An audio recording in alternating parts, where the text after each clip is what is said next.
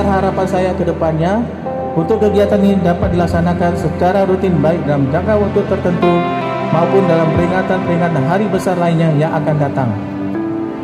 Akhirnya dengan mengucapkan Bismillahirrahmanirrahim, pada hari ini Minggu tanggal 29 Januari tahun 2023, kegiatan Car Free Day dalam rangka memeriahkan HUT ke-446 Kota Takengon tahun 2003 secara resmi saya nyatakan dibuka.